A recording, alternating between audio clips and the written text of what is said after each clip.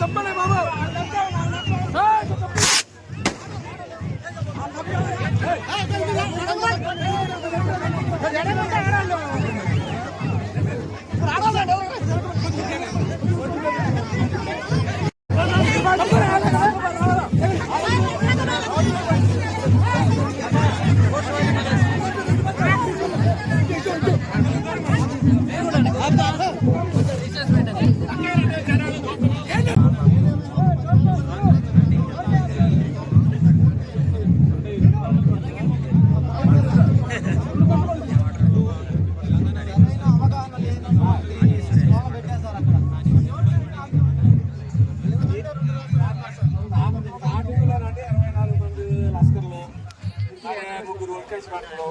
ఒక జేఈ ఒక DE waters బ్రహ్మాండంగా మీ సార్లు లాంటి వస్తే బ్రహ్మాండంగా గెస్ట్ హౌస్ మొత్తం సీనియర్ అవన్నీ ఎవరు కాళ్ళు ఆవాస్ చేసుకుని అక్కడ ఇక్కడ ఎవరు మా చెట్టు నిండేసి శూన్యం చేసేసి అసలు ఎవరు ఇక్కడ ఉండలేదు.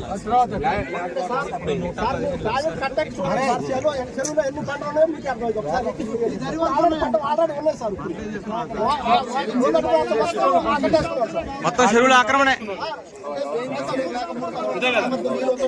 ఖాళీ ఉంటే రైతు ఎవరు ఉంటారు చెప్పండి. నీళ్ళు ఆగట్లా వదిలిపోతున్నాయి. ఆ నీళ్లు పంటకు తాగట్లా. ఒళ్ళు మొత్తం గూడిపోయి తిరిగే కాడ 5 తాటిపల్లి ఉండేది 7 తాటిపల్లి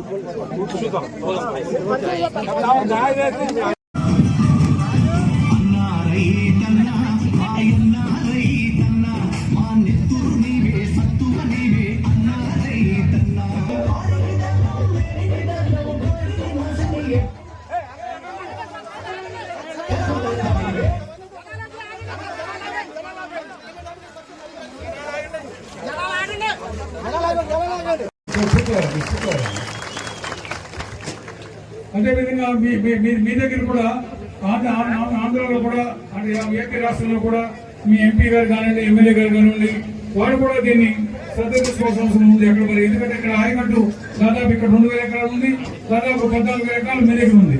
కాబట్టి ఇది ఇంటర్ స్టేట్ ప్రాజెక్ట్ అంటే రెండు రాష్ట్రాలకు సంబంధించిన ప్రాజెక్టు, పెద్ద ప్రాజెక్టు. ఆల్రెడీ సిడబ్ల్యూసీ వాళ్ళు దీన్ని డిక్లేర్ చేశారు ఏమంటే ఇంటర్ స్టేట్ ప్రాజెక్ట్ అని చెప్పి. అది అయితే వాళ్ళకి హ్యాండ్ ఓవర్ చేసి వాడు కొంతమంది ఇంజనీర్లు మన వాడు కొంతమంది ఇంజనీర్లు ఉండి దీన్ని చేయాల్సిన అవసరం ఉంది. కానీ ఎందుకని 2 సంవత్సరాల నుంచి తాత్పర్యం నాకు ఎస్సీ గారు నాకు తెలియదు. కానీ ఇప్పుడు ఈ ప్రాజెక్ట్ వాళ్ళకి హ్యాండ్ ఓవర్ చేయాలి. సిపిడబ్ల్యూ వాళ్ళకి హ్యాండ్ ఓవర్ చేయాలి. వాళ్ళే మానిటరింగ్ చేసి వాళ్ళే దీన్ని మొత్తం కూడా మెయింటెనెన్స్ కానివ్వండి, మానిటరింగ్ కానీ మొత్తం కూడా వాళ్ళు చేసుకోవాల్సిన అవసరం ఉంది. మరి చాలా దురదృష్టం ఈ చెరువు తెగిపోవడం అంటే. ఇది ఒక సంస్థ ఉంటది, ప్రజలకు పని చేస్తుందని, ఎస్పెషల్లీ ఎస్టీలకి తోడుగా ఉంటదని రాజ్యాంగబద్ధ సంస్థ ఉన్నది తెలియజెప్పడం కోసమే ఇది ఒక విస్తృత పర్యటన అనుకోండి మిత్రులారా. భద్రాద్రి కొత్తగూడెం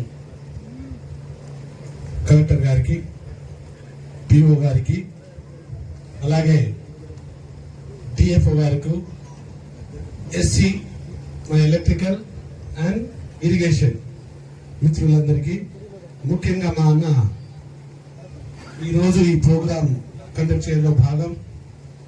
ఏది ఏమున్నా కొన్ని నా దగ్గర కంప్లైంట్ రావడం జరిగింది. వేరే వేరే ఇష్యూస్, ఎస్టీ ఇష్యూస్ అనుకోండి, ల్యాండ్ రాలేదు, పట్టా రాలేదు, మాకు అన్యాయం చేసిరనో, మాకు లోన్లు రాలేదనో, ఇలాంటి డిఫరెంట్ కంప్లైంట్స్ మా దగ్గర ఉండే. ఒక 2-3 చెరువుల ఇష్యూస్ కూడా పట్టించుకోవట్లేదు అనే మాట చెప్పడం జరిగింది.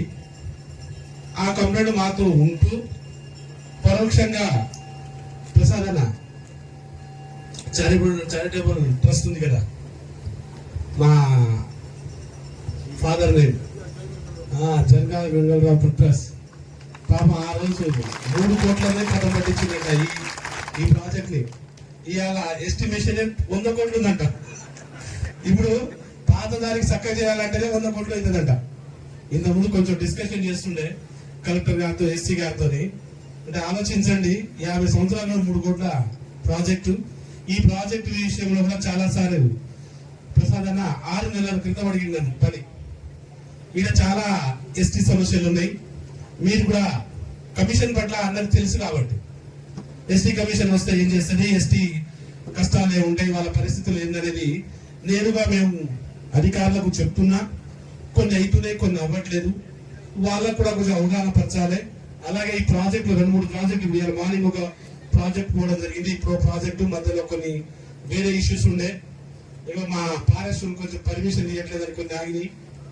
ఎలక్ట్రికల్ డిపార్ట్మెంట్ వాళ్ళు కరెంట్ వేయట్లేదని కొన్ని పరిస్థితులు.